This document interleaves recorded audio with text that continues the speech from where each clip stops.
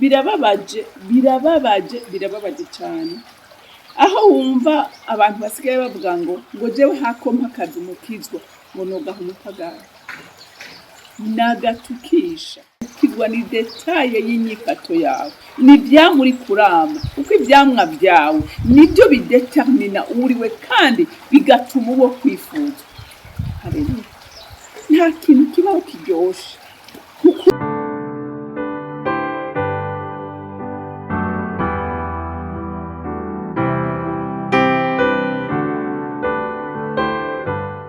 bakunzi bahori Kanani TV, ndabaramukije ngo amahoro ya Kristo abane namwe.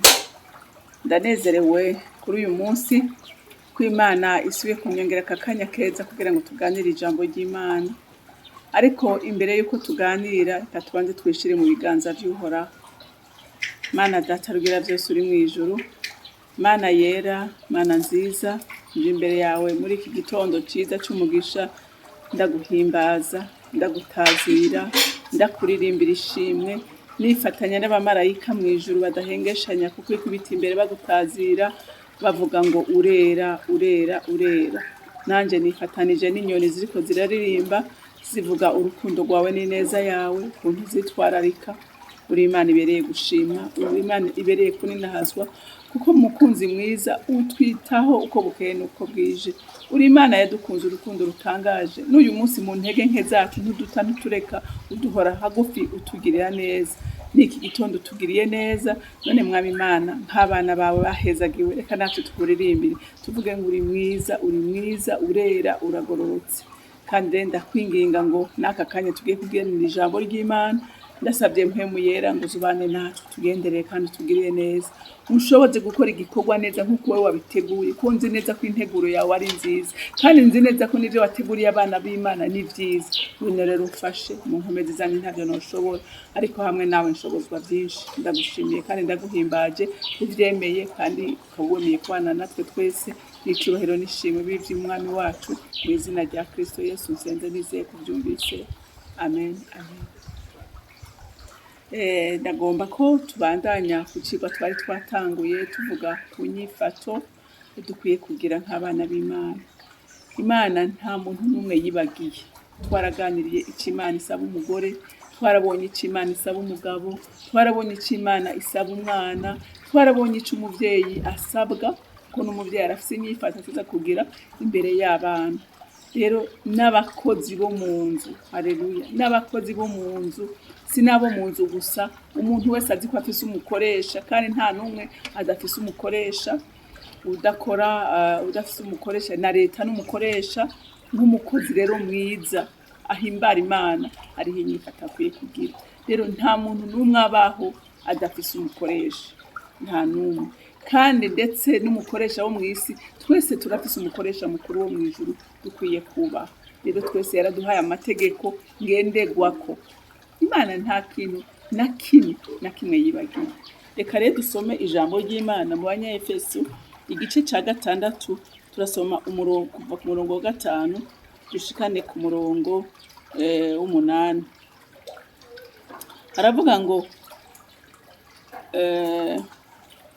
Haravuga ngo bashumba mwumvire bashobuja bo ku mubiri nkuko mwumvira Kristo, mububashe muhinda gashitsi, mufise imitima y'ukuri. Ntimubakore bakibahagarikiye nk'abanezereza abantu, ariko mubakorere nk'abashumba ba Kristo, mukora ivy'Imana igomba bivuye ku mutima. Mubakorere n'umutima ubikunze nk'abakorera shobuja mukuru, ntimube nk'abakorera abantu, kuko muzi yuko umuntu wese iyo akoze iciza azocishurwa na shebuja mukuru, niyo yoba umushumba canke uwidegembya. Amen. Urumvise ko Imana yatanze itegeko iriha abashumba, donc umuntu wese afise uwakorera mu madomene yose.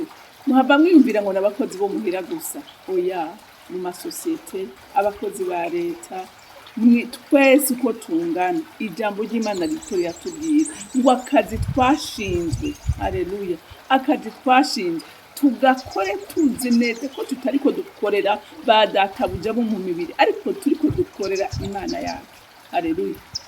Igihe cyose uri kurakora akazi nabi, igihe cyose uri kurakora akazi ukorera ijisho, ariko iyo sobuja atahari ukacuvuga ngo ntabara ngo ibintu bindaba, mukagira nka ya migani y'ikirundi ivuga ngo akazi k'ibwami kica bicaye, imbere y'Imana n'icaha, haleluya.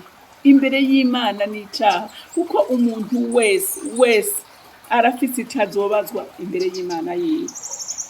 Ngaha mwumvise ngo bashumba mwumvire bashobuja bo ku mubiri, ngo nk'uko mwumvira Kristo mububashe muhinda agashitsi mufise imitima y'ukuri. Niyo abashobuja gutumye kugura ikintu ntuce uvuga ngo reka niyo abakigurwa 10,000 reka nishireko 5, niba bishirako menya ngo mwijuru baranota bakavuga ngo naka yakoze nabi, kuko Imana igutegetse gukora nk'uwikorera, nk'ukorera shobuja mukuru wo mwijuru, kandi uziwe kwijisho ryiwe, haleluya. Ijisho ryiwe ntirisobwa, ijisho ryiwe ribona bose. Umva nico wiyumvire mu mutima wawe utaragikora, Imana yo yiba yakibonye. Rero ijambo ry'Imana riko riragukebura ngo wubahe igikorwa cyose washinzwe ugikore neza, haleluya, kuko uzi neza ko hariho shobuja mukuru azoguhemba gusumba uyo shobuja wo mwisi, haleluya. Ngo ntimubakorere bakibahagarikiye nk'abanezereza abantu, wariko mubakorere nk'abashumba ba Kristo mukora ivy'Imana igomba bivuye ku mutima. Urumva hariho by'ukuri umuntu akwiyorobekako akakwereka ko ari umukozi mwiza, akakwereka ko ari umuntu yitayeho ibintu, ariko bakira gukura ikirenge ahubwo akaba ari bavyonona. Umva ijambo ry'Imana riko rirakubwira, navuze ngo hariho ibona hose, hariho iyizi bihishije iriko irakubona inyifato yawe. Rero ndagutera intege nkubwira ngo ntugakorere ijisho. Ico ukora cyose ugikore kubw'icubahiro cy'Imana, ushingire intaha Imana wamenye, haleluya. Birababaje cyane aho wumva abantu basigaye bavuga ngo jewe hakompa akazi umukizwa ngo nogaha umupagani, nagatukisha. Ingenda babwire abantu b'Imana, haraho tuzi ngo gukizwa ngo nukubuza amavese menshi, gukizwa nukubuzi gusenga cyane, gukizwa nukubuzi kuririmba neza abantu bakuzuzwa, gukizwa nukuvuga ubutumwa abantu benshi bagafashwa. Ariko nagira ndakubwire ngo ukizwa ni detaye y'inyifato yawe, ni vyamuri kurama, uko ivyamwa vyawe nibyo bidetermina uriwe kandi bigatuma uwo kwifuza, haleluya. Nta kintu kibaho kiryoshe ukumva urengana ata muntu agutuma urutugu, nta kibaho kiryoshe ukumva abantu bavuga tujya mukozi akora neza, ukaja nko mu kazi ukavuga ngo ati ni waja muri rya ministeri, ati ministri nta dosi murari imbere, ati ministri nta giturira rya umukoresha runaka, nta muntu n'umwarenganya, abantu bose bakira neza, baba bato baba bakuze baba bakomeye baba boroshe, bose arabubaha akabatunganiriza neza. Iyo ntahira ryoshe. Ndakwifuriza muntu w'Imana usiga amateka ahantu hose ukoze, ahantu hose uciye bakavuga ngo haraciye umugabo, haraciye umugore w'Imana, haleluya. Nibavuge ngo haraciye igisambo, haraciye umuntu w'igito, haraciye umuntu arenganya, haraciye umuntu akora nabi, haraciye umuntu atakumva. Hariho ahantu uca bakavuga ngo ati wowe warakuranye na naka, ati ndakubwira yari gipfu, ariko biraryoshe ngo warakuranye na naka, ati byari umuntu atunganye. Bishingira intahe izina ry'Imana, haleluya, haleluya. Ngo mubakorere n'umutima ukunze nkuko ukorera shobuja mukuru. Nimube nk'abakorera abantu, ngo ube wa muntu uvuga ngo ibyo nkora byose ndiko ndabikora ko nzi neza ko hariho databuja mukuru azompemba, kandi ndakubwire ntubwire ngo uzohemba ugeze mu ijuru, oya, no muri ino si azoguhemba kuko niko yabivuze. Iyo wakora neza muri iyi si uzohembwa kandi uzowengere uhembwe ushitse mw'ijuru.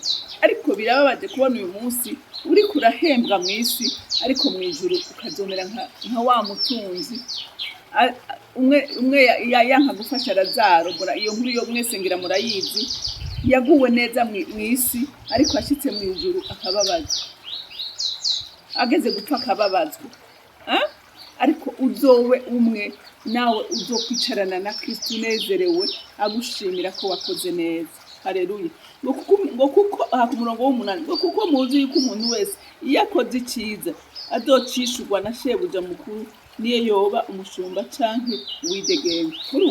Uwo ari we wese ategerezwa guhembwa, shebuja mukuru azomuhemba. Haleluya. Rero duharanire by'ukuri gukora tuzi neza ko hariho uwufise ijisho ritubona. Rero ndatera rero intege umuntu wese amenye ngo arafise umukoresha mukuru.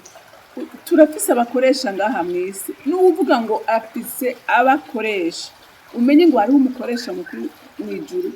Twese tubwirizwa kuzotanga ko raporo, akubona mbona atakintu na kimwe gihishijwe mu maso yiwe. Rero ndakwinginga ngo by'ukuri tube abakristu, tube abantu bashingira intahe izina ry'umwami wacu. Rero Imana yo mw'ijuru ibampera umugisha, mugira umunsi mwiza. Mana data rugira byose uri mw'ijuru, ndagushima kandi ndakuninahaza ko nta kintu na kimwe wibagiye. Waratwibutse twese uduha amategeko atuma tugendera mu rutonde washinze kandi tukagubwa neza. None ndakwinginze se mukunzi mwiza, unyemerere uhezagira umuntu wese azakumva iri jambo, umwe wese yirimbure aho yakoze nabahindukire, kuko dufise Imana idukunda kandi idufitiye imbabazi nyinshi. Rero ugenderere umuntu wese yumva yari yarazimiye kugira ngo azimuruke, amenye ko umukoresha wiwe hariho uwundi mukuru azotanga raporo. Ndagushimiye rero mukunzi wanje ko wumvise isengesho ryanje, urakoze. Icubahiro cyose n'amashimwe yose aba yawe, aba ndabisenze ndabyizeye kubyumvise mu izina ry'umwami wacu Yesu Kristo. Amen, amen. Mwarahezagiwe, mugire umunsi mwiza.